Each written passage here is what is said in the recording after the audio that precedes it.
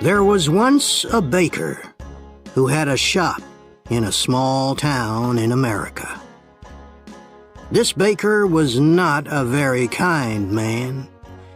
He never gave his customers any more bread than necessary for their money, and he never smiled. But he was a very good baker. His bread was the softest bread that you could imagine. Sometimes, customers paid for their bread and started eating it there in the shop. And his cakes, his cakes were really delicious. People came to his shop from all over town. When they walked down the street, they smelled the baker's wonderful bread and his delicious cakes, and they walked right into his shop. But not everyone came inside. Some people just stood outside the shop smelling and looking in through the windows. The baker didn't like this. Their stomachs are full of the smell of my bread. I'm giving them a free lunch, and I get nothing for my hard work, he said to himself. Perhaps there's some way to put those delicious smells in bottles.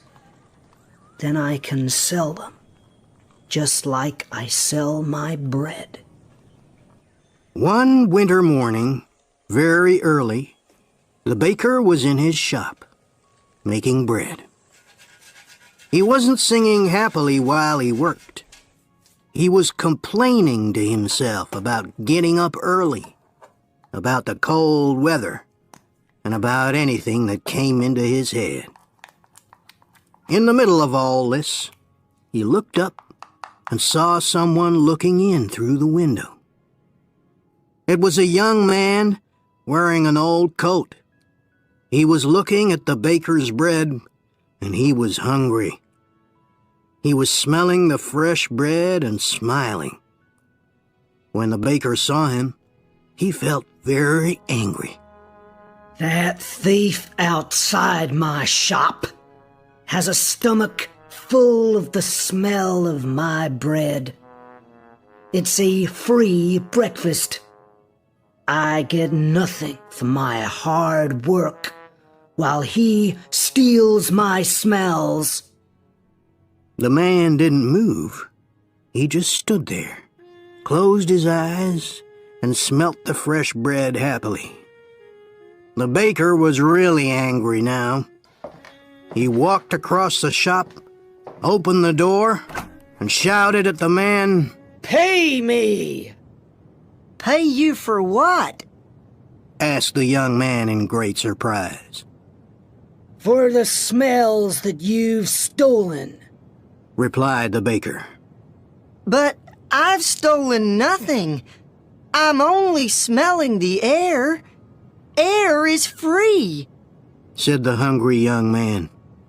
It's not free when it's full of the smells from my shop, replied the baker.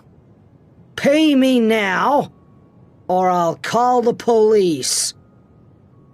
When the young man didn't pay, the baker took him by the coat and pulled him through the snow to the judge's house. He knocked on the door.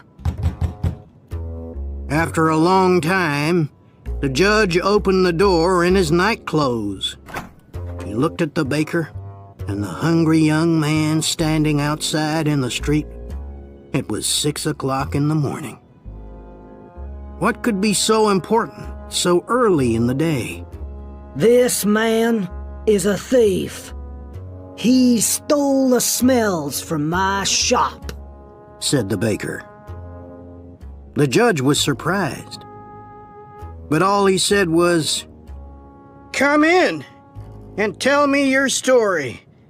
But first, give me time to dress myself." He went back into the house. After a few minutes, he came back and he took them inside. They all sat down together around a large table. "All right. Tell me everything. Baker, you start," said the judge.